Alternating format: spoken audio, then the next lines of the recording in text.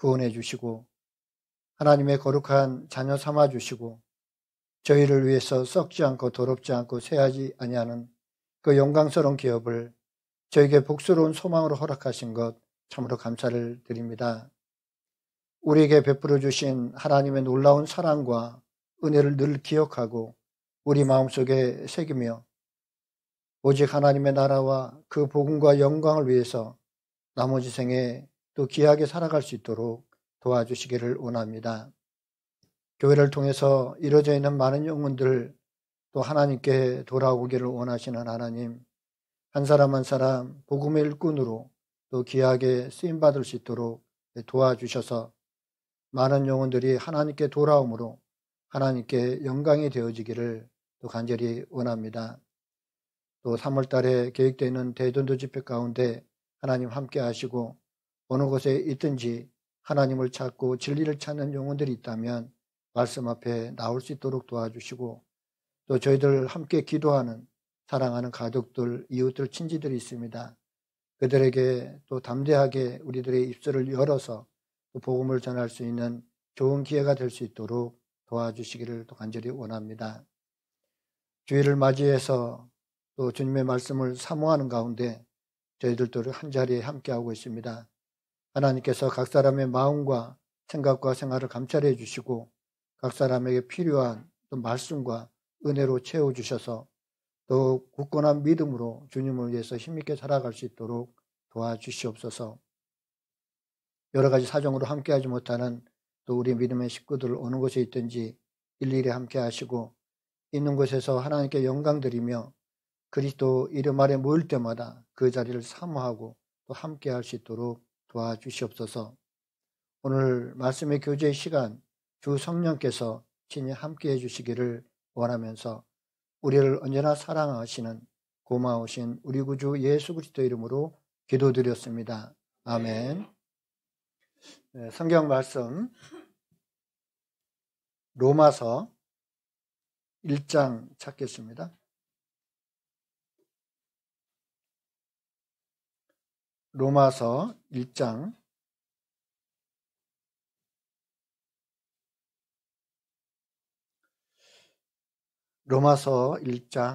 16절부터 17절까지입니다.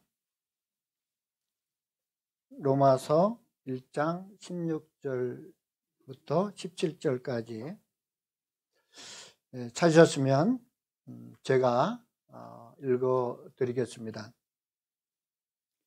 내가 복음을 부끄러워하지 아니하노니 이 복음은 모든 믿는 자에게 구원을 주시는 하나님의 능력이 됨이라. 첫째는 유대인에게요 또한 헬라인에게로다. 복음에는 하나님의 의가 나타나서 믿음으로 믿음에 이르게 하나니 기록된 바 오직 의인은 믿음으로 말미암아 살리라 함과 같으니라. 기독교는 그 믿음의 종교다, 또 피의 종교다, 그렇게 말들을 합니다. 구원을 받는 것도 믿음이고 또 구원을 받은 이후에 신앙생활을 하는 것도 또한 믿음이 필요합니다. 그래서 믿음을 상당히 중요시하고 또 강조를 하고 있죠. 그래서 오늘 말씀의 주제를 오직 의인은 믿음으로 말미암아 살리라 라고 하는 주제로 함께 생각을 해보려고 합니다. 사도 바울은 내가 복음을 부끄러워하지 아니하노니 라고 말씀을 하고 있습니다. 사실상 복음은 그때 당시에 사도 바울이 복음을 전할 그때 당시에는 사람들에게 환영을 받는 그런 것이 아니었습니다. 또 사회적으로도 이렇게 핍박과 또 꺼리낌을 받는 이제 그런 종교이기도 했죠. 유대인에게도 핍박을 받고 또 이방인들에게도 핍박을 받았습니다. 그 복음이 도리어 사람들에 의해서 배척을 당하고 또 무시와 또 멸시를 받던 그런 시대였습니다. 그럼에도 불구하고 사도 바울은 내가 그 복음을 부끄러워하지 않는다라고 말씀을 하고 있는 겁니다. 이 복음은 잘 아시는 것처럼 영어로 얘기하면 이제 가스펠이라고 하고 기쁜 소식, 또 좋은 소식, 굿 뉴스라고도 하죠. 그래서 이 성경에는 기쁨의 소식이 담겨 있습니다. 하나님께서 성경을 통해서 우리에게 전해주시는 소식이 크게 두 가지입니다. 첫 번째는 모든 사람은 하나님 앞에 죄인이라는 것, 그리고 죽음으로 끝나는 것이 아니라 죽음 건너편에 심판과 영원한 지옥이 기다리고 있다라고 하는 그런 나쁜 소식이죠. 아마 그 소식으로 끝났다라고 한다면 모든 사람은 희망이 없을 거예요. 그런데 하나님께서 이 성경을 통해서 두 번째 소식을 우리에게 전해주셨습니다. 그것이 이제 지옥 갈 수밖에 없는 그런 죄인이라 하더라도 하나님께서 해주신 구원의 은혜, 예수님께서 이루신 그 복음의 사실을 통해서 누구든지 차별 없이 구원을 받을 수 있다라고 하는 거죠. 그게 바로 복음, 복된 소식이다, 기쁜 소식이다 라고 말씀을 드릴 수 있습니다.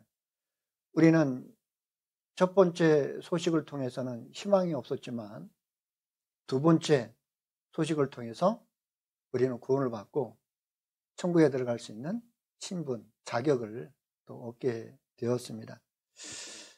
아마 사형 판결을 받고 있는 사형수, 그 사형수에게 가장 기쁜 소식이 뭘까? 기쁜 소식이 뭘까요? 내일 사형을 앞두고 있는 사람에게 뭐 집한채를 준들, 그것이 기쁘겠습니까? 뭐 자동차 좋은 거를 준들, 무슨 기쁜 소식이 되겠습니까? 그 사람에게는 사면, 사형 집행을 하지 않고 석방, 그 소식이야말로 그 사형수에게는 가장 큰 기쁨이 되겠죠. 죄 때문에 고통을 받고 그 죄의 권세 아래서 종노릇하다가 정말 심판받고 지옥에 갈 수밖에 없었던 우리였습니다. 그런데 그 예수님께서 십자가에서 우리의 모든 죄를 담당하시고 심판을 대신 받음으로 우리를 구원해 주셨다는 겁니다. 그 소식이야말로 우리에게는 얼마나 기쁜 소식이 될까요?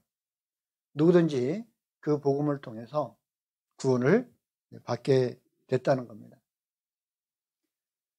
인간의 행위가 아닌 오직 믿음으로, 오직 은혜로 천국에 들어갈 수 있다는 것, 그 자격을 얻게 됐다는 것, 또한 뿐만 아니라 우리의 신분이 하나님의 자녀로 바뀌었다는 겁니다.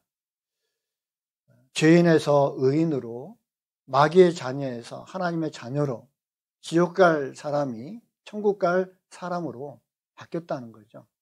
그것은 하나님의 놀라운 은혜이고 또 사랑입니다. 그래서 요한복음 1장 12절에 보면 영접하는 자, 곧 그 이름을 믿는 자들에게는 하나님의 자녀가 되는 권세를 주셨으니 이는 혈통으로나 육정으로나 사람의 뜻으로나 하지 않냐고 오직 하나님께로서 난 자들이다 라고 말씀하고 있습니다.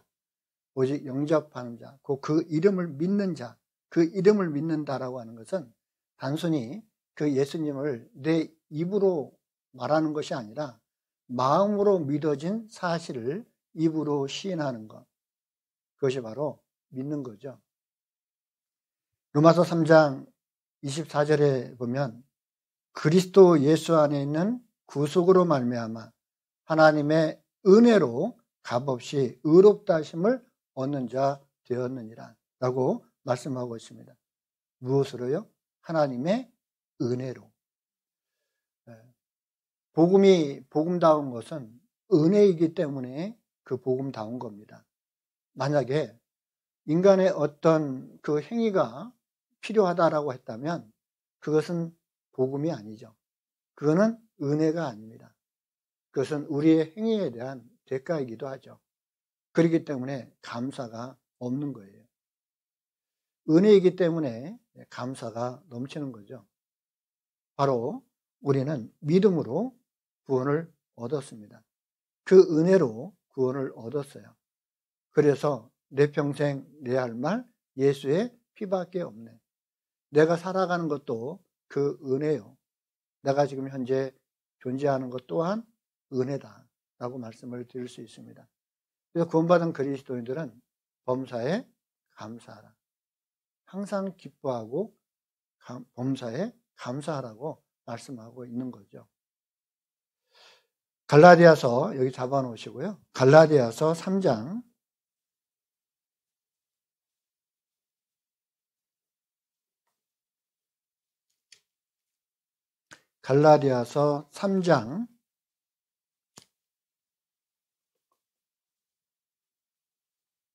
갈라디아서 3장 26절입니다.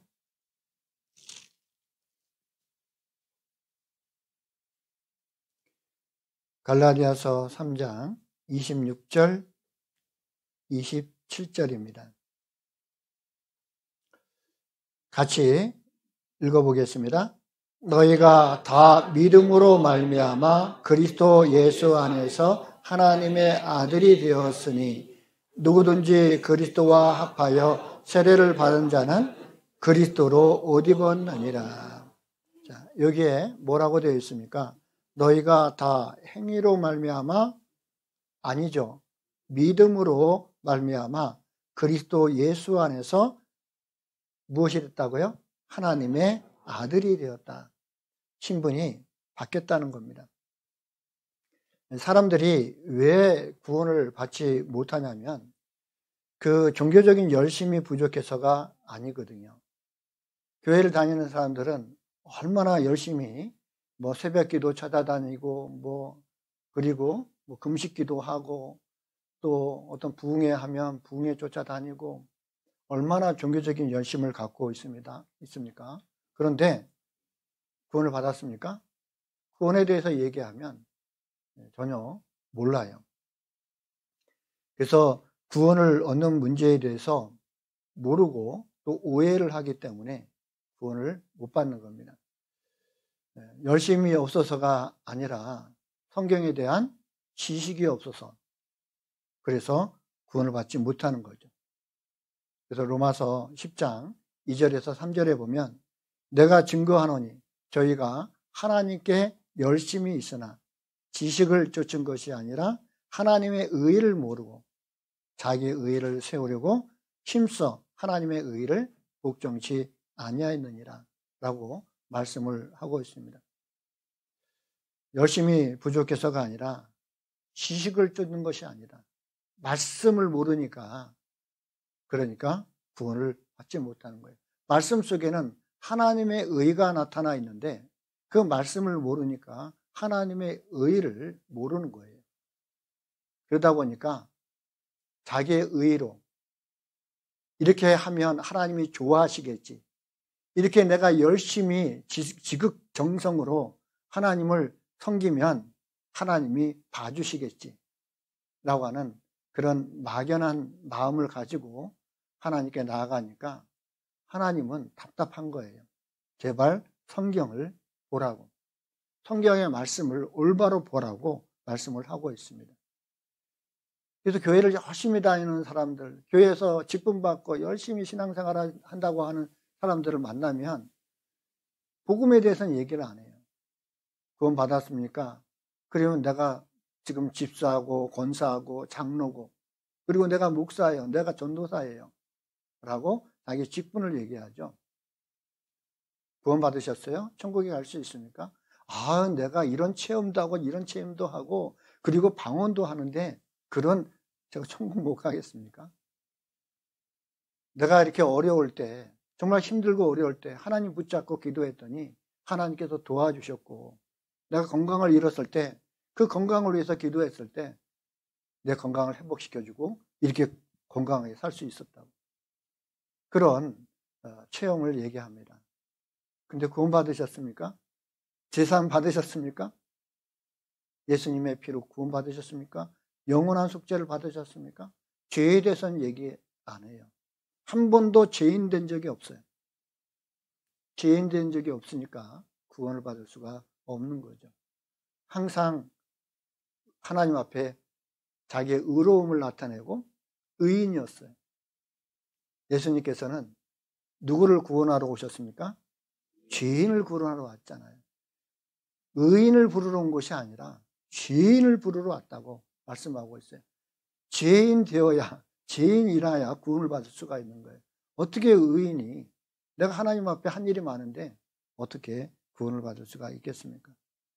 그래서 사람들은 천국에 가는 문제에 대해서 천국 가기 위해서는 천국에 갈 수 있을 정도로 천국에 갈 수 있을 만한 어떤 일을 해야 된다고 생각을 하는 거예요. 그러니까 잘하면 천국 갈 것 같고 좀 못하면 좀 못 갈 것 같고 한간 딸랑딸랑 박사예요. 그 하나님 집안의 아들이 아니라 종이에요. 종. 종은 잘하면 칭찬받죠. 못하면 쫓겨나요. 항상 주인 눈치 보고 있습니다. 구원받은 그리스도인들은 하나님을 아버지라 불러요. 하나님 아버지. 그 집의 아들은 잘해도 아들, 못해도 아들. 쫓겨납니까? 안 쫓겨나죠. 당당한 거예요. 그래서 구원받은 그리스도인들은 당당합니다. 내 의가 아니라 예수님의 의로 나는 당당히 천국에 갈 수 있다라고 확실히 믿는 사람들이죠. 그래서 어떤 행위로 천국에 가려고 하는 사람들은 어떻게 믿음으로만 가냐. 그 믿음으로 구원받는 걸 이해를 못해요. 상상을 못합니다. 그래서 이것이 뭐 교회 안 다니는 사람들이 그렇게 얘기하는 게 아니라 교회를 다니는 사람들이 그렇게 말하고 있다는 것이 문제인 거예요. 그렇죠? 어떻게 한 하나님, 한 예수님, 그리고 한 성경, 그리고 한 믿음 안에 있다고 하는데 어떻게 그 믿음이 다 다르고 하나님의 뜻이 다르고 그럴 수가 있겠습니까? 뭔가 성경을 오해하고 있다는 거죠. 에베소서 2장 8절에서 9절에 보면 너희가 그 은혜를 인하여 믿음으로 말미암아 구원을 얻었나니 라고 말씀하고 있습니다. 그 은혜를 인하여 뭐라고요? 믿음으로 말미암아 구원을 얻었나니 이것이 너희에게서 난 것이 아니요 하나님의 선물이라. 행위에서 난 것이 아니니 이는 누구든지 자랑치 못하게 함이니라. 이건 놀라운 겁니다. 선물, 하나님의 선물. 하나님께서 주시는 선물은 그냥 보통 선물일까요? 굉장히 큰 선물일까요? 네. 하나님께서 주시는 선물은 보통 선물이 아닌 거예요. 사람들은 아유 그까짓 구원을 주느니 차라리 10원을 주지. 그렇게 이제 말을 합니다. 이같이 큰 구원을 등한히 여기면 어찌 피하려. 그리고 사람들은 아무 대가 없이 그냥 거저 준다고 하니까 그 선물의 가치를 너무 가볍게 생각을 해요. 네. 하나님께서는 누구든지 쉽게 구원을 받을 수 있도록 하셨지만 하나님께서 그 구원의 선물을 주시기 위해서 하나님 편에서 준비하신 것, 하나님께서 희생하신 것, 하나님 편에서 수고한 것은 눈물겨운 겁니다. 정말 눈물겨운 거예요. 쉽게 얻을 수 있는 선물은 뭐 별 가치가 없겠죠. 그런데 그 선물이 하나밖에 없고 그것도 저 먼 곳에 있다면 그걸 가져오는 그 수고를 통해서 그 선물을 마련해서 그 선물을 줬다면 정말 그 선물의 가치가 엄청나게 클 거예요. 그렇죠? 그런데 하나님 편에서는요. 우리를 구원하기 위해서 구원의 선물을 주기 위해서 긴 역사, 오랜 시간이 걸렸다는 거예요. 그리고 하나밖에 없는 아들 예수 그리스도, 그분을 이 땅에 보내주셨다는 거예요. 자신의 생명과 같은 그 아들. 예수님은 하나님의 본체시라고 그랬죠. 하나님 자신이 오신 거예요. 그럼 보통 아니죠. 그것도 죽어서, 생명을 버려서 구원을 우리에게 주신 거예요. 그게 가벼운 겁니까? 정말 그거는 눈물겨운 거예요. 정말 그 사랑을 깨달았다면 쉽게 얘기하지 못합니다. 정말 그 사랑을 깨닫고 그 은혜를 깨달았다면 평생 무릎 꿇고 살라고 해도 우리는 그분을 위해서 살아야 되죠. 그게 구원받은 그리스도인들의 마음인 거예요. 정말 그거를 깨닫게 하기 위해서 우리는 복음을 전하고 있습니다. 이걸 깨달아야 정말 인생의 그 목적을 알게 되고, 그리고 삶의 의미를 알게 되고, 죽음 건너편에 영원한 세계까지 우리는 이어지기 때문에 너무나 중요한 겁니다. 구원을 받지 못한다면 영원한 멸망, 영원한 심판, 그리고 영원한 불못, 그 영원한 그 고통, 그 괴로움이 기다리고 있잖아요. 거기서 우리는 건짐을 받았습니다. 아직 그 사실을 모르는 사람들은 정말 이 세상의 전부인지 알고 기고만장하고 살아가죠. 근데 잠깐 후면 너희는 내일을 자랑하지 마라. 오늘 하루 동안에도 무슨 일이 일어날지 모른다고. 건강했던 사람이 하루아침에 그냥 쓰러져 죽습니다. 심장마비로, 뇌출혈로, 뇌졸중으로 죽어요. 때로는 사고로 죽습니다. 한치 앞도 내다보지 못하는 우리의 그 인생이 뭐 오래오래 살 것처럼 이렇게 살잖아요. 그래서 우리는 구원을 받고 하나님 앞에 의롭다함을 얻은 사람이 된 겁니다. 갈라디아서 2장 찾았습니까? 갈라디아서 2장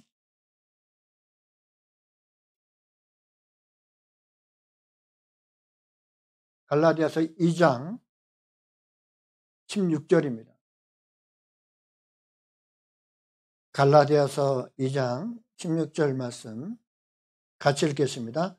사람이 의롭게 되는 것은 율법의 행위에서 난 것이 아니요 오직 예수 그리스도를 믿음으로 말미암은 줄 아는 거로 우리도 그리스도 예수를 믿나니 이는 우리가 율법의 행위에서 아니고 그리스도를 믿음으로써 의롭다함을 얻으려 함이라.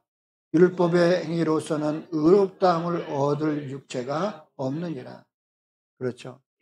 율법의 행위로서는, 인간의 어떤 의로서는 결코 천국에 들어갈 수 없다는 겁니다.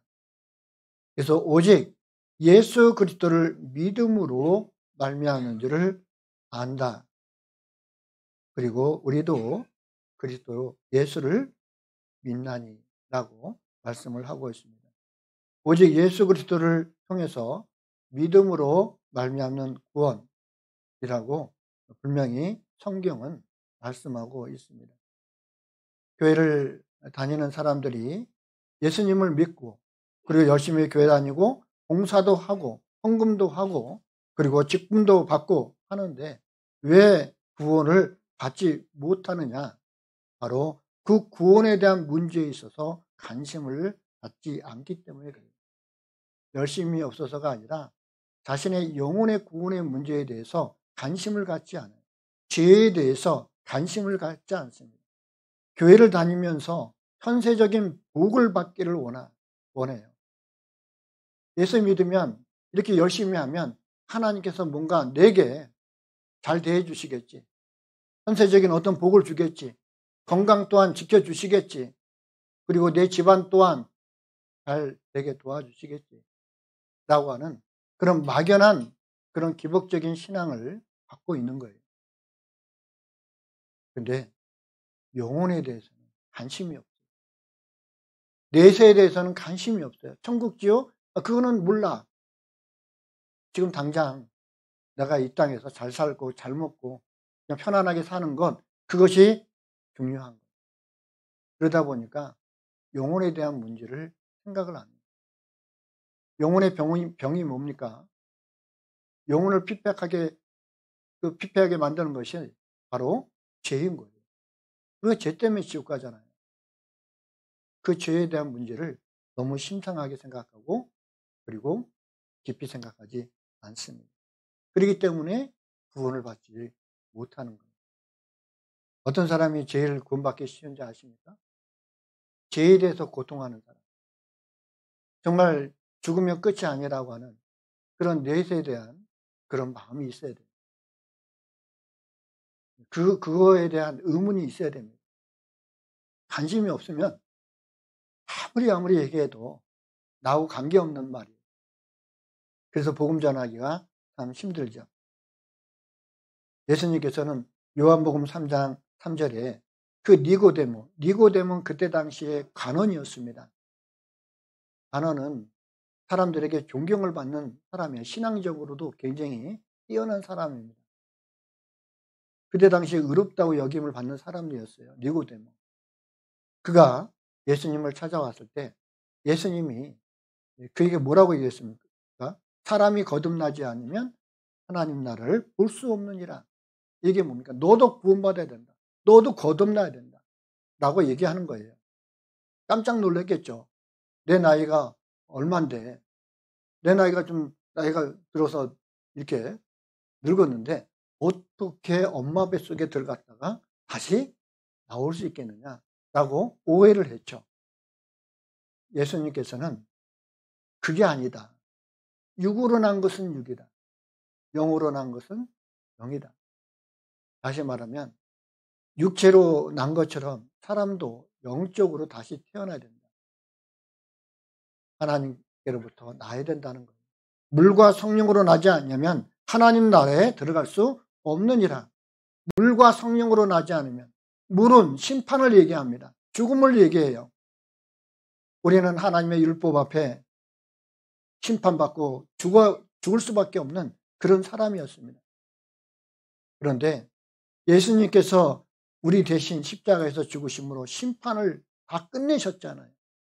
우리의 모든 죄를 다 거기서 끝내셨습니다. 십자가에서. 그리고 예수님이 부활하심으로 우리에게 새 생명을 주신 거예요. 그래서 물과 성령, 심판과 부활. 그걸 통해서 믿음을 가질 때 우리는 거듭나는 겁니다. 그렇지 않으면 하나님 나라에 들어갈 수 없느니라. 볼 수 없을 뿐만 아니라 들어갈 수 없다라고 말씀하고 있는 거예요.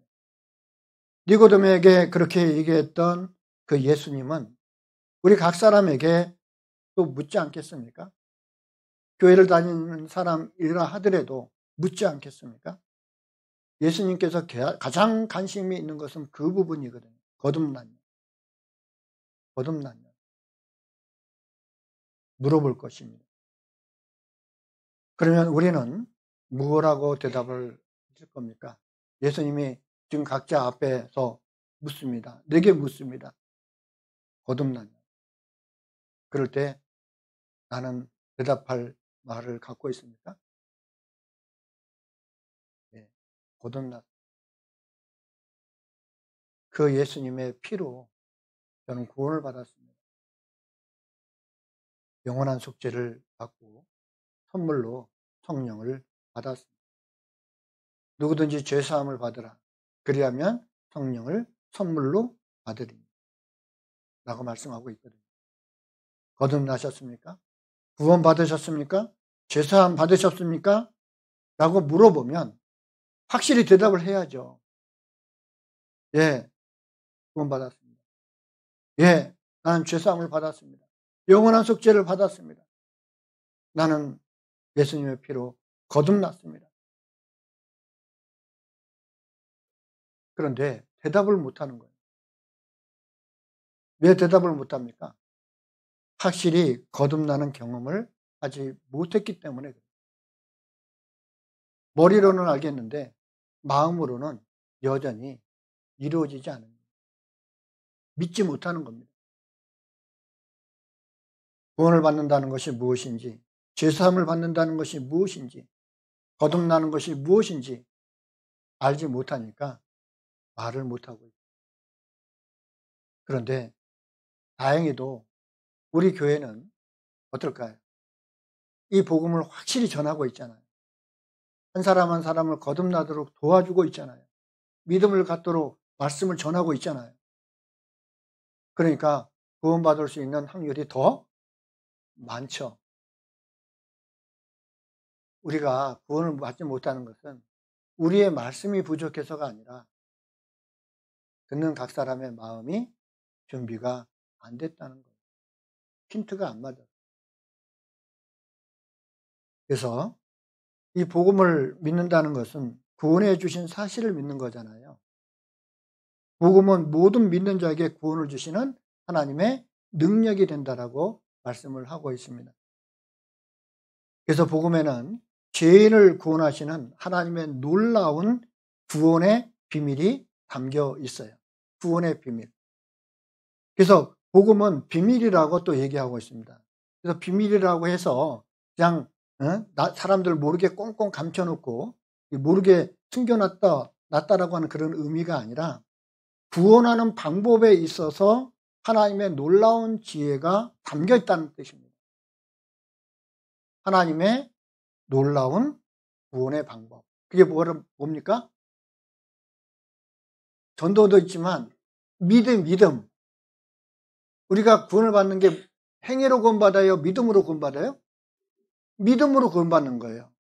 그러니까 믿음으로 구원받는 방법은 그것은 사람들이 생각할 수 없는 하나님의 놀라운 구원의 방법인 거예요. 그건 지혜인 거예요. 지혜.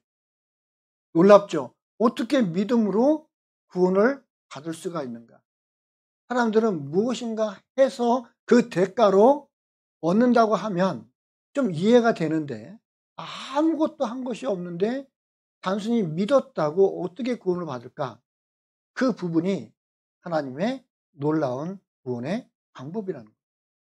그렇기 때문에 구원을 얻는 우리는요, 하나님의 능력이 되지만 구원을 얻지 못한 사람들은 이것은 완전히 미련한 거예요.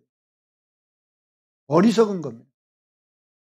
그래서 고린도전서 1장 18절에 십자가의 도가 멸망하는 자들에게는 미련한 것이요, 구원을 얻는 우리에게는 뭐라고요? 하나님의 능력이 됩니다. 그건 놀라운 겁니다. 그래서 우리는 믿음으로 구원을 받게 하는 것, 그 믿음으로 구원받는 놀라운 구원의 비밀을 우리는 전하고 있어요. 교회의 생명은 바로 그것입니다. 교회가 존재하고 그리고 교회가 늘 전파해야 될 그 진리가 바로 뭐냐면 예수 그리스도를 통해서 구원을 받는다는 거예요. 믿음으로 구원을 받는다는 거예요. 이거는 양보할 수가 없습니다. 타협할 수가 없는 거예요.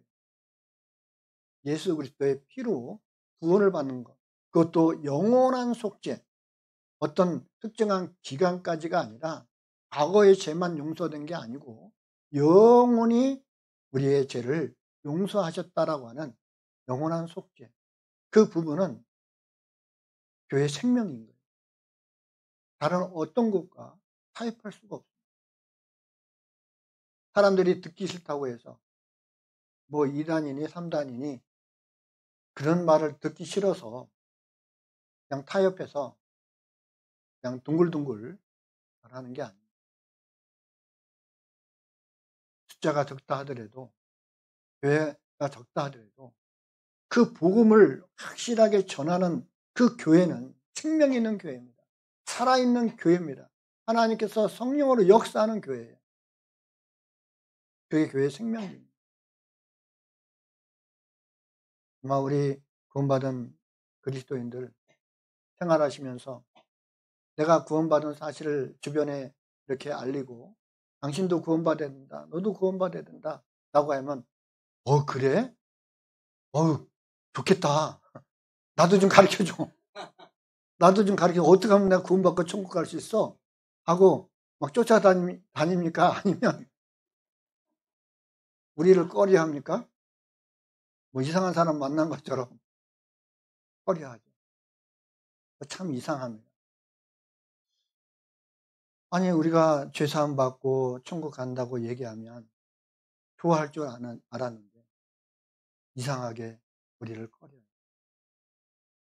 그게 바로 사단 마귀가 하는 일입니다.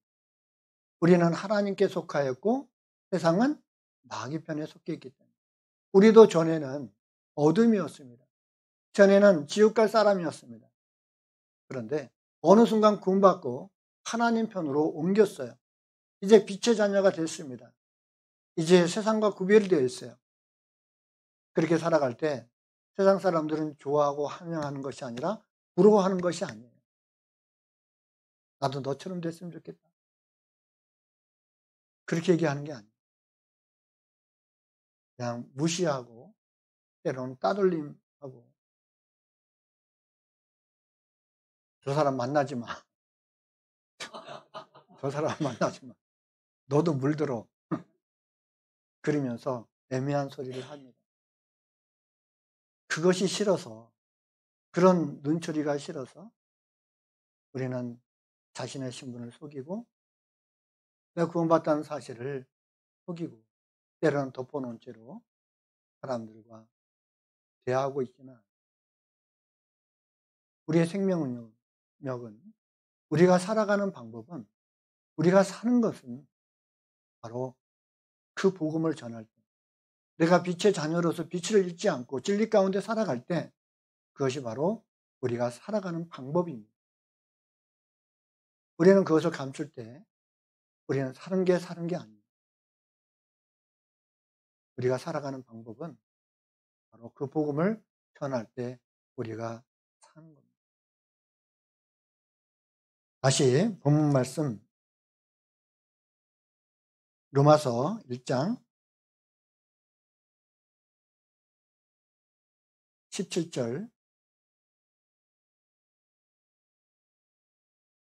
로마서 1장 17절, 복음에는 하나님의 의가 나타나서 믿음으로 믿음에 이르게 하나니 기록된 바 오직 의인은 믿음으로 말미암아 살리라 함과 같으니라. 이 마틴 루터가 그 종교개혁을 일으켰죠. 이 마틴 루터가 구원을 받고 정말 종교개혁을 일으킬 수 있었던 그 말씀이 바로 로마서 1장 17절 말씀입니다. 오직 의인은 믿음으로 말미암아 살리라. 그래서 천주교에서 의식과 예배 의식, 성찬, 이런 종교 의식에 젖어 있었던 것에서 구원을 받고 의롭다함을 얻는 것은 인간의 행위가 아니라 종교적인 어떤 의식에 참여함으로 의로운 것이 아니고 오직 복음을 믿음으로 구원을 받는다. 이 사실을 깨달은 거예요. 그래서 그 천주교에서 잘못된 그 95개 항목을 반박하고 그리고 종교개혁을 일으켰죠.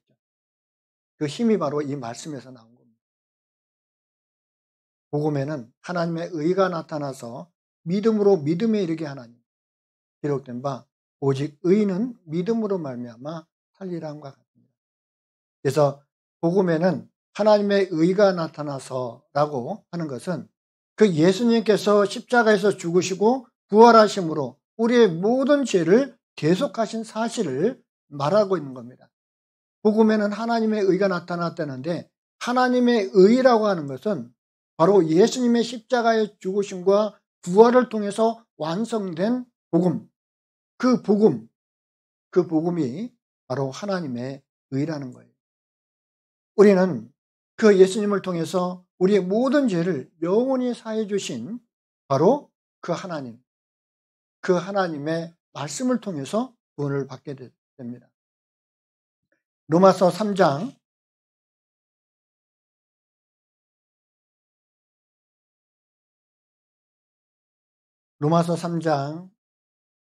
21절, 로마서 3장 21절부터 22절까지 제가 읽겠습니다. 이제는 율법 외에 하나님의 한 의가 나타났으니 율법과 선지자들에게 증거를 받은 것이라. 곧 예수 그리스도를 믿음으로 말미암아 모든 믿는 자에게 미치는 하나님의 의인이 차별이 없느니라. 그래서 하나님의 의가 누구를 통해서 나타났습니까? 예수 그리스도를 통해서 나타났습니다. 예수님을 믿고 구원을 받는 문제는 차별이 있습니까? 없습니까? 차별이 없어요. 예수님께서 십자가에서 죽으실 때 양쪽의 강도가 같이 매달렸습니다. 그런데 처음에는 같이 욕하다가 나중에 한 강도가 회심을 했어요. 이 예수님은 우리가 생각하는 그런 사람이 아니다. 그가 말했던 것처럼 그분은 하나님의 아들이고 우리를 구원하실 메시아였다는 것, 그리스도라는 사실을 깨달은 거예요. 그러니까 염치는 없지만 정말 얼굴에 철판 깔고 예수님 정말 염치는 없지만 이런 말 자격도 없지만은 당신의 나라에 임할 때 나도 좀 생각해 달라고 얘기를 했어요. 예수님 뭐라고 하셨습니까? 야 이놈아 이제까지 죄만 짓고 그렇게 살다가 천국은 가고 싶으냐 이놈아 가서 좀 좋은 일 좀 하다가 와 천국 갈 만한 일 좀 하고 와 그랬을까요? 아니죠. 오늘 너와 내가 낙원에 있으리. 그 말을 얼마나 기다리고 있었을까요? 예수님이. 그 말을 얼마나 기다리고 있을까요? 예수님은 누구를 위해서 지금 돌아가시고 있습니까? 바로 옆에 있는 이 강도를 위해서도 죽고 있다는 거예요. 그럼 예수님의 그 죽음의 의미가 가치가 있기 위해서는 믿어야 돼요? 안 믿어야 돼요? 믿어야 그 예수님이 그 죽음이 의미가 있는 거예요. 안 믿으면 예수님은 얼마나 마음이 아플까요? 난 너를 위해서 죽었는데 너는 지옥 가면 내 피가 너를 위해서 흘린 피가 무슨 의미가 있겠냐.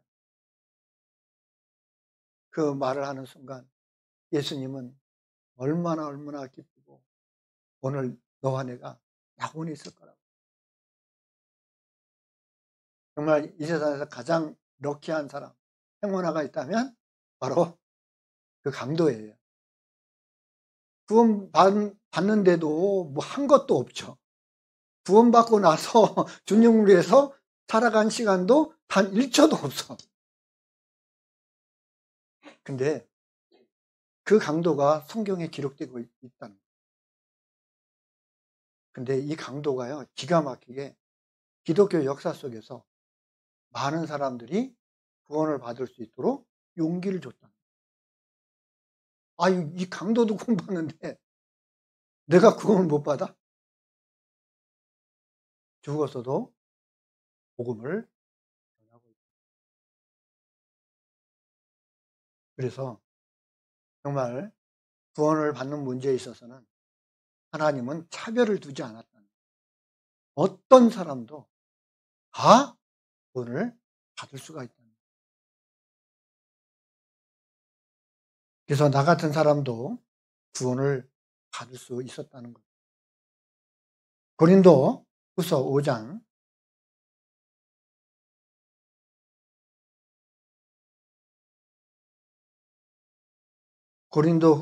5장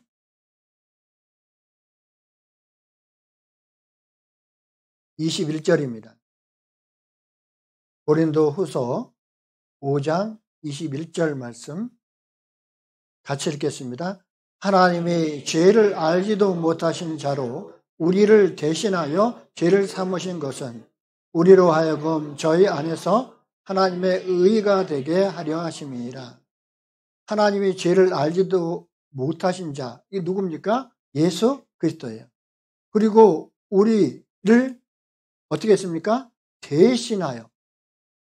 우리 대신, 나 대신 죄를 삼으신 거죠. 우리의 모든 죄를 누구한테 넘겼습니까? 예수님께 넘겼습니다. 우리는 다 양 같아서 그릇 행하여 각기 제 길로 갔거늘 우리 무리의 죄악을 그에게 담당시키셨어요. 하나님이 그렇게 담당시키셨어요.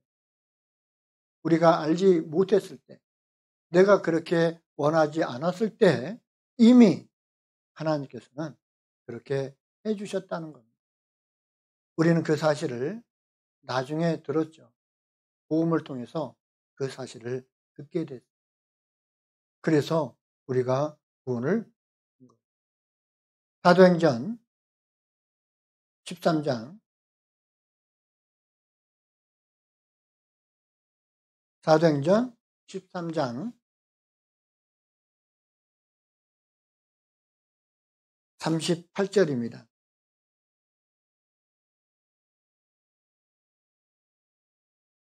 사도행전 13장 38절부터 39절까지 제가 읽어 드리겠습니다. 그러므로 형제들아 너희가 알 것은 이 사람을 힘입어 죄사함을 너희에게 전하는 이것이며 또 모세의 율법으로 너희가 의롭다 하심을 얻지 못하던 모든 일에도 이 사람을 힘입어 믿는 자마다 의롭다 하심을 얻는 이것이라. 자, 복음의 내용에 대해서 말씀을 하고 있습니다. 이 사람을 힘입어 죄사함을 너희에게 전한 것이 바로 예수님께서 하신 그 일을 통해서 죄사함을 너에게 전한 것이다. 그게 바로 복음이죠. 복음은 행위가 아니라 믿음으로 받아지는 거예요. 그리고 모세의 율법으로 너희가 의롭다 하심을 얻지 못하던 모든 일에도 율법은 우리를 의롭다함을 얻게 하는 것이 아니고 정죄를 하는 역할을 합니다. 법은 우리가 죄가 있는 것을 들춰내잖아요. 율법은 우리가 죄가 있는 것을 들춰냅니다. 율법은 우리를 정죄하는 거예요. 율법을 통해서 우리가 의롭다함을 얻을 수가 없어요. 그랬는데 이 사람을 힘입어 예수님께서 우리의 모든 죄를 대속해 주신 사실을 통해서 믿는 자마다 의롭다 하심을 얻는 이것이다. 그래서 믿음으로 얻는 것, 믿는 자마다. 구원을 받는다는 것은 그리스도 예수 안에서 이루신 하나님의 의의를 믿음으로 받아들일 때 구원을 얻는 겁니다. 이것은 누가 정한 겁니까? 내가 정한 거예요? 우리 대한예수교회 침례교회에서 특별히 정한 겁니까? 아니에요. 그건 하나님이 정하신 거예요. 하나님께서 정하시고 말씀을 통해서 우리에게 전해주고 있는 겁니다. 우리는 말씀을 믿는 거예요. 믿는 게 뭡니까? 말씀을 믿는 거죠. 어떤 특정한 유명한 목사의 말을 듣습니까? 어떤 특정한 교단의 그런 교리를 받아들이고 믿습니까? 아니죠. 우리 성경을 믿는 거예요. 죄인을 구원하는 유일한 방법은 바로 복음밖에 없어요. 그렇기 때문에 복음은 은혜인 거예요. 복음이 복음다운 것은 은혜이기 때문에 복음인 겁니다. 그래서 구원을 받는다는 것은 인간의 행위의 결과가 아니라 믿음의 결과라는 거예요. 뭐라고요? 행위의 결과가 아니라 믿음의 결과라는 거예요. 그래서 구원을 받았다 하면 이거 뭘 했는데 구원받아? 교회를 오래 다녀봤어? 아니 며칠 말씀 듣고 구원을 받았다고? 교만하게 그렇게 얘기를 합니다. 구원을 받는데 무슨 기간이 필요합니까? 그 즉시예요. 그 즉시. 강도가 구원받는데 시간이 얼마 걸렸어요? 얼마 안 걸렸죠. 만약에 기간이 필요했다면 그 십자가에서 엄청나게 고난을 많이 받고 고통을 받고 그랬을 거예요. 그런데 한순간에. 그래서 이 구원을 받는 것도 믿음이 필요하고 구원을 받은 이후에도 믿음으로 살아가는 겁니다. 그래서 처음부터 끝까지 구원받은 그리스도인들은 믿음인 거예요. 믿음으로 말미암아 살리라 함과 같습니다. 그래서 믿음으로 믿음에 이르게 하나니 오직 의인은 믿음으로 말미암아 살리라 함과 같으니라 그랬죠. 믿음으로 믿음에 이르게 한다. 이 말씀은 처음에 나오는 믿음은 구원을 받을 때 필요한 믿음이고 두 번째 나오는 믿음은 구원받은 사람이 변화되어 가는 데 필요한 믿음인 거예요.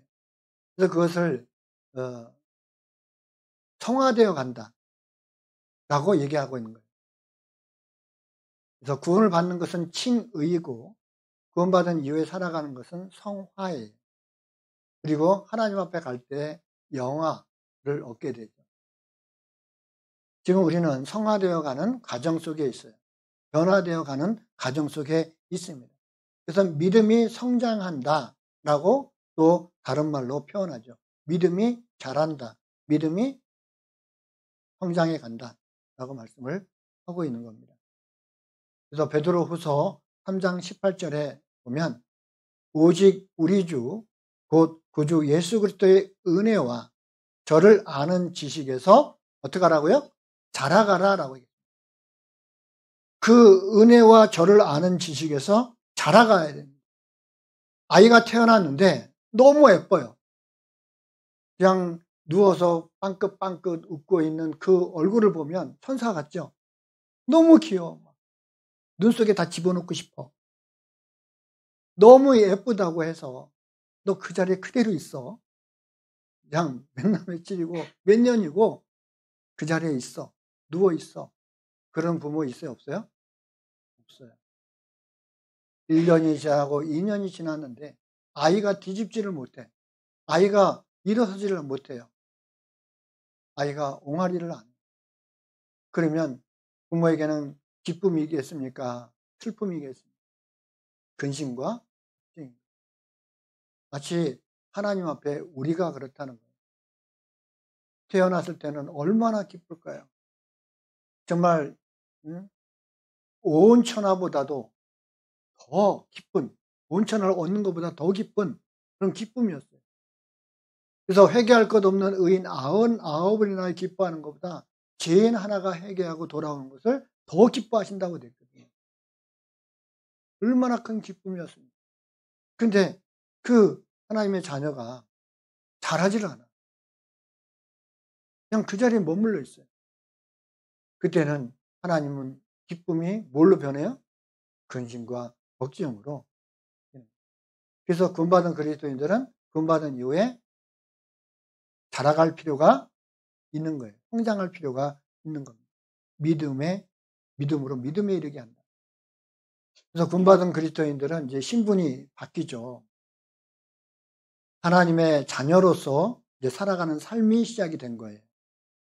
하나님은 하나님의 자녀를 양육하시고 이제 보호하시고 그리고 인도하셔요.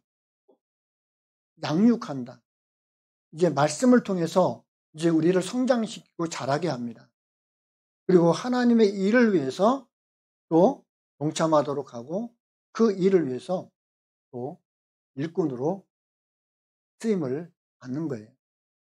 그래서 구원을 받게 되면 성령을 받게 되죠.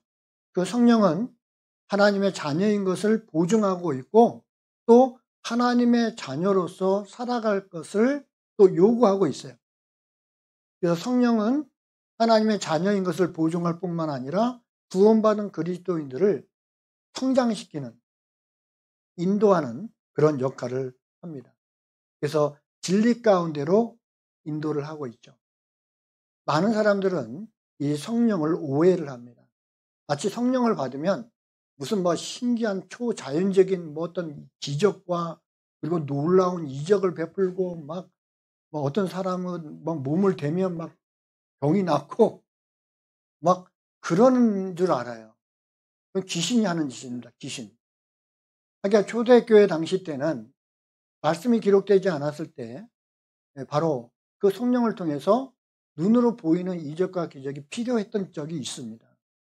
근데 지금 말씀이 다 기록되어 있기 때문에 말씀을 통해서 믿는 거지 우리는 기적과 이적을 통해서 믿는 시대가 아닌 거예요. 근데 사단 마귀는 하나님께서 쓰시고 버린 그것을 주워다가 지금 사람들을 현혹시키고 있어요. 마치 그것이 하나님의 역사인 것처럼 착각하게 만드는 거예요. 마귀가 지금 그렇게 하고 있거든요. 사람들이 성령을 받으면 막 입진한다고 그러잖아요. 놀랍게 막 변화되고 막 방언하고 울랄랄랄랄라 하고 그런 줄로 압니다. 그거 아니에요. 귀신이고요. 이 성령이 오시면 어떤 일을 하냐면 그 성령은 하나님의 영인 거예요. 사랑의 영인 겁니다. 그 사랑의 영이 우리를 말씀 가운데로 인도하고 계셔요. 말씀으로 인도하는 역할을 합니다. 전에는 우리가 육신대로 그리고 내 생각대로 살았지만 이제는 그 성령이 나를 이끄셔요. 그래서 성령께 맡긴 생활이 됩니다. 그래서 성령이 오시면 그가 너희를 모든 진리 가운데로 인도하시리니 그가 자유로 말하지 않고 오직 듣는 것을 말하시며 장래일을 너희에게 알리시리라. 그래서 우리는 어떤 일을 이렇게 하기 전에 기도를 하죠. 그리고 그 성령을 통해서 하나님의 뜻을 전달을 받아요. 어떤 것이 옳고 어떤 것이 그른지 그리스도인으로서 해야 될 일과 하지 말아야 될 일을 가르쳐 주고 있어요. 진리 가운데로 우리를 인도하고 계시단 말입니다. 성령은 말씀을 통해서 역사해요. 그래서 하나님의 뜻을 분별하도록 하고 하나님의 뜻대로 살도록 우리를 이끌어 가셔요. 그게 바로 우리 안에 오신 성령이 하는 역할입니다. 성령의 인도를 받는 생활을 통해서 삶이 변화되어 가거든요. 전에는 내 생각, 내 방법대로 육신이 이끄는 대로 살았어요. 그런데 구원받은 이후에는 그대로 살아가는 것이 아니라 성령의 요구대로 살아가다 보니까 힘들어요. 사람들은 육신대로 자기의 의지대로 살아가고 싶은 마음이 크죠. 그렇게 습관화되어 있어요. 근데 구원받고 난 이후에 하나님은 그걸 통제하시죠. 그대로 살아서는 안 된다. 구원받은 사람으로서 하나님의 영광을 위해서 살아야 된다라고 우리를 이끌어가고 계시거든요. 그런 가운데 우리는 갈등을 하고 싸움이 시작이 돼요. 육신과 성령이 싸움을 시작한다는 거예요. 그러니까 그것이 힘들고 괴로우니까 어때요? 구원 괜히 받았네. 아유, 나 전에 내 마음대로 살 때는 좋았는데 구원받고 나니까 이게 불편한 게 너무 많아. 교회 나와야지, 뭐 교제 나와야지, 또 무슨 말을 하면 그렇게 말을 하면 안 된다고 얘기하고, 이제는 그렇게 살지 말라고 얘기하고, 전에는 술, 담배 하면서 막 마음대로 살았는데, 이제는 그러면 안 된다고 하지. 그러니까, 그게 싫은 거예요. 우리 몸은. 그래도 우리는 정말 구원을 받았다면, 누구 뜻대로 살아야 돼요? 하나님의 뜻대로 살아야 돼요. 그래서 성령의 인도를 받는 생활을 하는데, 성령을 따라 살아가기 위해서는 뭐가 필요합니까? 믿음이라는 것이 필요합니다. 그때 믿음이 필요한 겁니다. 그냥 성령을 따라 살아가려고 할 때는 쉽게 되지 않아요. 믿음이 필요합니다. 구원받은 이후에 내가 이제 신앙생활을 하고 있다, 내가 믿음 생활을 하고 있다라고 말하는 것은 다른 말로 얘기하면 성령의 인도를 받는 생활을 하고 있다라고 말하는 것과 같은 거예요. 그렇지 않습니까? 구원받은 이후에 조금이라도 변화되는 것이 무엇입니까? 아, 이제는 내 뜻대로 살지 말아야 되겠다. 이제는 하나님의 뜻대로 살아야 되겠다. 라는 마음이 자연스럽게 생기죠. 전에는 내 육신을 위해서 즐거운 것을 쫓아 살았죠. 취미도 그렇고, 그리고 세상 사람들이 좋아하는 것 같이 좋아하고 그랬는데, 이제는 내 즐거움을 위해 살아가는 것이 아니라 나를 위해서 죽으신 바로 예수 그리스도, 그분의 기쁨을 위해서, 그분의 영광을 위해서 내가 살고자 하는 거예요. 그러니까 내가 전에 즐기던 것, 내가 좋아했던 것, 그것을 하나씩 하나씩 멀리하고 절제할 수 있는 거예요. 그게 바로 성령의 요구가 있는 거예요. 신앙생활을 하고 있다고 말하는 데는 성령의 인도를 받는 생활이 나타나지 않는다면 그것은 신앙생활을 하고 있다고 말할 수가 없는 거예요. 신앙생활은 단순히 교회만 왔다 갔다 하고 출석하고 나 오늘 주일날 교회 갔다 말씀 듣고 왔어. 그게 아닌 거예요. 매일매일 주님과 함께하는 그런 생활, 그리고 매일매일 성령의 인도를 받는 생활을 하고 있는 겁니다. 그래서 구원을 받은 그리스도인이 그 성령의 인도를 받지 않는다면 신앙적인 많은 문제가 생깁니다. 믿음으로 구원을 받았다면 믿음으로 살아가야 돼요. 구원받은 사람이 정말 이 세상의 방법대로 자기의 생각과 자기의 뜻대로 살아가서는 안 된다는 겁니다. 마치 기차는 어디 위를 달릴 때 가장 안전합니까? 그렇죠. 철길, 레일 위를 달릴 때 가장 안전해요. 기차가 이제 달리면서 아유 맨날 나는 왜 이 기찻길만 다녀? 아유 나도 좀 저쪽으로 가고 싶어 하고 벗어나면 기차가 어떻게 돼요? 이 전복이 되는 거예요. 사고가 나는 거예요. 이 구원받은 그리스도인들은 가장 안전한 것이 말씀대로 살아가는 겁니다. 그러니까 말씀대로 살아가려고 하니까 이 육신이 자꾸 힘들어요. 그러니까 이제 자꾸 이제 육신은 세상대로 살아가라고 하고 하나님은 말씀대로 살아가라고 하고 에라 모르겠다 나도 내 마음대로 살아보자 하고 가면 문제가 생기는 거예요. 전복되는 거예요. 그래서 우리는 말씀대로 살아갈 때 가장 안전한 겁니다. 그래서 말씀은 내비게이션과 같아요. 성령은 내비게이션과 같습니다. 저도 어제 올 때 내비게이션 키고 갔거든요. 그 따르지 않으면 엉뚱한 길로 갈 수밖에 없잖아요. 근데 내비게이션 말을 안 듣고 그냥 엉뚱한 길로 가면 내비게이션에서 뭐라고 얘기해요? 경로를 이탈했습니다. 다시 재탐색합니다. 계속 말하죠. 근데도 안 듣고 계속 가면 뭐라고 하죠? 네 마음대로 가세요. 그 말은 안 하지만 아마 그럴 수도 있겠죠. 왜 내비 키고 가냐고. 네 마음대로 가요. 내비가 안내하는 대로 그 몇 미터 전방에서 좌회전하세요. 우회전하세요. 뭐 이런 소리를 계속 귀를 담죠. 놓치면 엉뚱한 길로 가니. 마찬가지로 우리는 말씀의 귀를 기울이고 하나님의 뜻에 귀를 기울이고 항상 들어야 돼요. 듣고 말씀대로 살아야 합니다. 그래서 주 뜻대로 살기로 합니다. 그 주님의 뜻대로 살기로 합니다.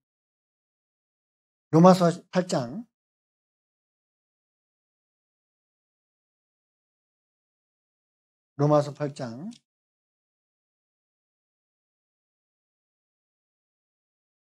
12절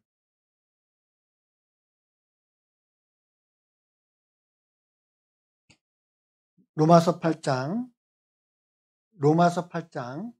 12절부터 14절까지입니다.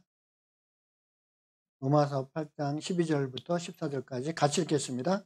그러므로 형제들아 우리가 빚진 자로 돼 육신에게 져서 육신대로 살 것이 아니니라. 너희가 육신대로 살면 반드시 죽을 것이로되 영으로서 몸의 행실을 죽이면 살리니 무릇 하나님의 영으로 인도함을 받는 그들은 곧 하나님의 아들이라. 하나님의 아들이라고 하는 특징이 바로 뭐냐면 하나님의 영, 성령, 그리스도의 영 똑같은 겁니다. 그 하나님의 영으로 인도함을 받는 그 사람들이 곧 하나님의 아들이라는 거예요. 그래서 이 성령은 생명과 같습니다. 성령은 사랑의 완전한 인격체예요. 그래서 하나님은 우리를 사랑 안으로 이끌어 들이십니다. 그래서 성령을 따라 살아가게 되면 그 하나님의 성품인 사랑이 우리의 인격으로 변화돼요. 우리 주님과 함께 동행하면 뭘 배우겠습니까? 예수님과 동행하면 뭘 배우겠어요? 사랑하는 법을 배우게 됩니다. 뭐 하는 법이요? 사랑하는 법을 배우게 돼요. 그래서 사랑 간에 일어나는 모든 문제들이 그 사랑으로 해결이 됩니다. 사랑 안에서 해결되지 않을 것이 없는 거예요.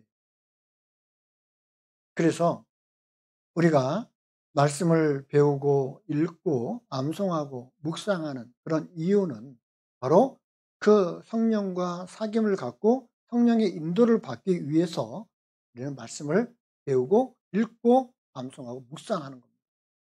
말씀이 없으면 성령은 힘을 잃고 맙니다. 성령은 말씀을 통해서 역사하기 때문에 말씀이 없으면 성령은 맥을 못 쳐요. 역사를 못 해요. 아무리 천하장사라도 해도 열을 굶고 싸울 수 있습니까? 못 싸워요. 열을 굶으면 다 그냥 기진맥진합니다. 결국 먹지 못하면 힘을 쓸 수가 없는 거예요.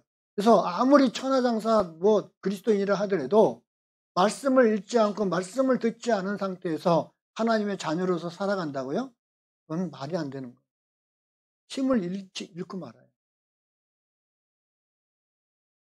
마귀와의 그 영적 싸움에서 정말 유일하게 우리가 가질 수 있는 공격 무기가 있다면 그것은 성령의 검, 곧 말씀을 가지라고 말씀을 하고 있습니다. 그래서 하나님의 자녀는 성령을 근심되게 해서도 안 되고 성령을 소멸시켜서도 안 돼요. 그래서 에베소서 4장 30절에 보면 하나님의 성령을 근심하게 하지 말라. 우리가 하나님의 뜻대로 살지 않으면 성령은 속에서 탄식하고 근심하게 돼요. 우리가 육신대로 살게 되면 성령은 한탄하거든요. 성령은 생명이고 인격이기 때문에. 그리고 성령을 소멸치 말라고 되어 있어요. 소멸치 말라고 하는 것은 성령의 능력을 제한하지 마라. 그리고 성령의 능력을 약화시키지 마라. 이제 그런 뜻입니다. 촛불이 환하게 비출 때 그 주변도 환하게 비춰지잖아요. 근데 막 바람이 불고 막 그러면 이 촛불이 어떻게 돼요? 꺼져가려고 하죠. 달랑달랑달랑 희미해져 갑니다. 마치 우리는 세상 풍파에 세상의 많은 유혹에 성령이 점점 약화돼요. 그러니까 빛을 잃어버립니다. 꺼지지는 않지요. 성령이 꺼지지는 않습니다. 우리 안에 있는 성령은 꺼지지는 않지만 그 힘을 발휘하지 못해요. 맥을 못 쳐요. 그렇기 때문에 우리는 반드시 말씀을 듣고 말씀을 읽고 말씀을 암송하고 말씀을 묵상해야 되는 겁니다. 그래서 구원을 받은 그리스도인이 믿음을 가지고 살아간다는 것은 곧 성령을 쫓아 살아간다는 말과 같습니다. 그래서 성령을 쫓아 살아가는 데는 무엇이 필요하다고요? 반드시 믿음이 필요한 거예요. 어떤 사람이 나를 이렇게 요구를 하고 있습니다. 이렇게 하라고 저렇게 하라고. 그리고 이제 얘기를 하면 그 사람의 말을 따르기 위해서는 뭐가 필요합니까? 그 사람에 대한 믿음이 필요한 거예요. 그 사람에 대한 신뢰가 필요한 겁니다. 그 사람이 신뢰가 안 가고 그 사람에 대한 믿음이 없는데 어떻게 그 사람 말대로 쫓아갈 수 있겠어요? 말만 하면 거짓말하고 말만 하면 사기치고 속이는데 어떻게 그 사람을 쫓아갈 수 있겠습니까? 그런데 이 사람 100% 보장인데 이 사람은 믿을만해. 그러면 따라요, 안 따라요? 따르죠. 우리가 그 믿음이라는 거 하는 것은 바로 예수 그리스도. 그분이 성령으로 우리 안에 계십니다. 그분이 우리에게 요구를 하고 있습니다. 말씀대로 우리를 요구하고 있어요. 이렇게 살아라, 저렇게 살아라, 이렇게 해라, 저렇게 해라. 그러면 우리는 그걸 따라야 되는 거예요. 그러기 위해서는 뭐가 필요합니까? 믿음이 필요한 거예요. 그래서 구원을 받는데도 믿음이 필요하고 하나님의 뜻대로 살아가는데도 뭐가 필요합니까? 믿음이 필요한 거예요. 그래서 믿음을 갖기 위해서는 뭐예요? 말씀을 피하는 거예요. 그분을 알아가는 겁니다. 알면 알수록 믿음은 생겨나는 거예요. 모르면 믿음이 안 생기죠. 그래서 믿음은 말씀을 통해서 우리에게 주어지게 되어 있습니다. 그래서 그리스도인이 성령을 따라서 살아갈 때 점점 생각과 마음이 변화되어 가는 겁니다. 생활이 변화되어 가는 겁니다. 그럴 때 하나님의 자녀로서 의젓하게 성장되어 가는 겁니다. 말하는 것이나 행동하는 것이 바뀌어요. 가치관이 바뀝니다. 인생의 목적 또한 바뀝니다. 무엇을 위해서 살아야 될지를 알게 되죠. 그것이 손해가 아니라 나에게 유익한 거예요. 그래서 주님을 위해서 죽고자 하는 그것은 그리스도인이 사는 방법입니다. 나 이러다 죽겠다. 나 이러다가 믿음 생활 하다가 잘못되겠다 하고 내 살 길 내가 찾아서 가면 그건 죽는 거예요. 근데 내가 주님을 위해서 죽고자 한다면 그것이 바로 우리가 살아가는 방법입니다. 우리가 이제 성령을 따라서 살아갈 때 성령의 열매가 맺히게 되죠. 그래서 갈라디아서 5장 22절에 오직 성령의 열매는 사랑과 희락과 화평과 오래 참음과 자비와 양선과 충성과 온유와 절제니 이 같은 법을 금지할 것이 이 같은 것을 금지할 법이 없느니라 라고 말씀을 하고 있어요. 또 성령을 쫓아 살아가면 내 삶 속에서 내 마음에 바로 그 사랑의 인격, 예수님의 성품이 이루어 가는 겁니다. 그것이 성령의 열매라고 말씀을 하고 있습니다. 그래서 우리가 성령의 뜻대로 살아가지 않았을 때 하나님은 우리를 성령의 뜻대로 살아가도록 때로는 때리고 때로는 징계도 해요.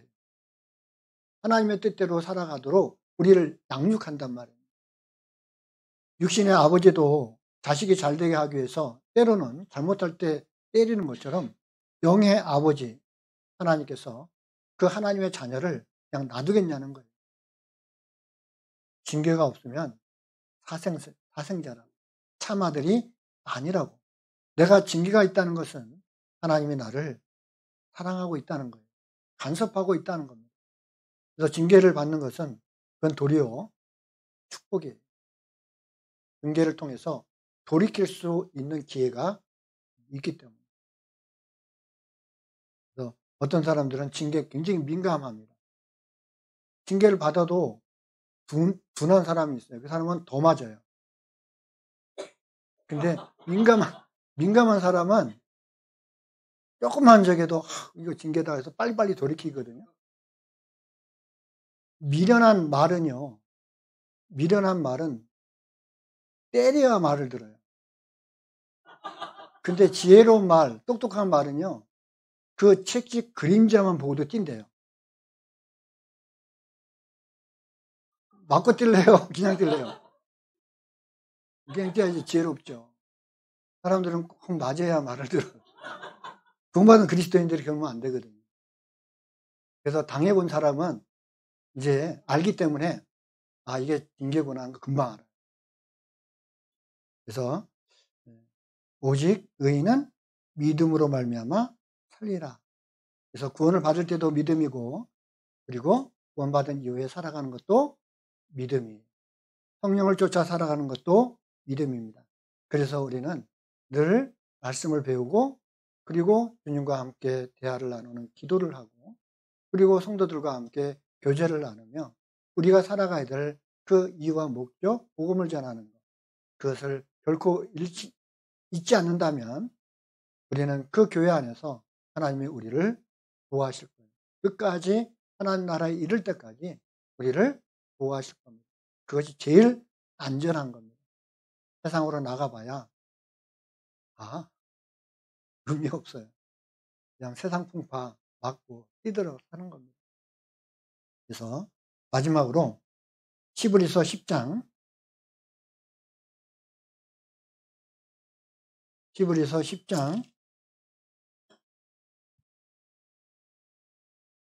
37절 히브리서 10장 37절부터 39절까지 같이 읽겠습니다. 잠시 잠깐 후면 오실 이가 오시리니 지체하지 아니하시리라. 오직 나의 의인은 믿음으로 말미암아 살리라. 또한 뒤로 물러가면 내 마음이 저를 기뻐하지 아니하리라 하셨느니라. 우리는 뒤로 물러가 침륜에 빠질 자가 아니요 오직 영혼을 구원함에 이르는 믿음을 가진 자니라. 기도하겠습니다.